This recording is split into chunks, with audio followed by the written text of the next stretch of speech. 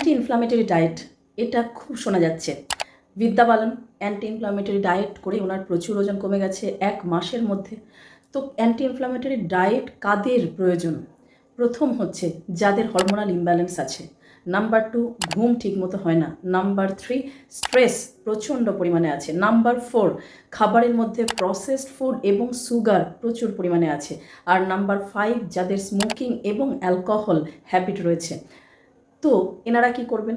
এক তো এগুলোকে ব্যালেন্স করার চেষ্টা করবেন। ব্যাড হ্যাবিটস থাকলে সেগুলোতে গুড হ্যাবিটে ট্রান্সফার হবেন।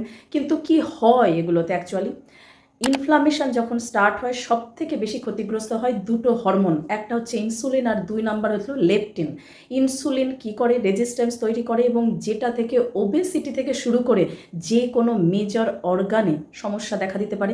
আর লেপটিন কি করে? আমাদের ভিতরে যে খাবার খাওয়ার পর একটা ফিলিং হয় না যে হ্যাঁ আমরা খেয়েছি, স্যাটাইটি, মানে আমার পরিপূর্ণ হয়েছে আহার।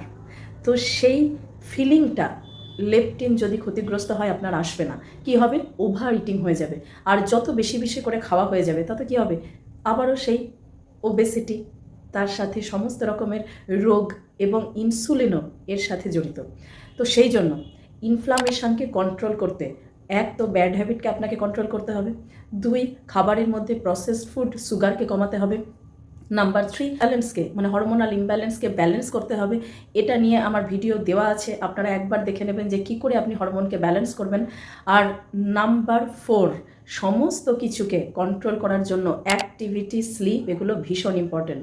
তাই খাবারের মধ্যে অবশ্যই অনেক অনেক গ্রিন লিফি ভেজিটেবলস, ফ্রুটস এগুলোকে অ্যাড করুন আর অ্যাক্টিভিটি যোগ করুন।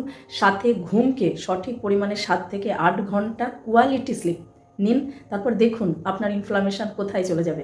ভালো থাকুন, সুস্থ থাকুন আর শেয়ার করুন এই ভিডিওটা। তার কারণ অ্যান্টি ইনফ্লামেশন শুধুমাত্র সেলিব্রিটিসদের হয়েছে, তারা ওজন কমেছে তা নয়। আশেপাশে প্রচুর মানুষ ঘুরে বেড়াচ্ছেন, তাদের মধ্যে শেয়ার করবেন অবশ্যই এবং বলবেন যে ইনফ্লামেশন হয়েছে, এরপরে কি করতে হবে। Thank you.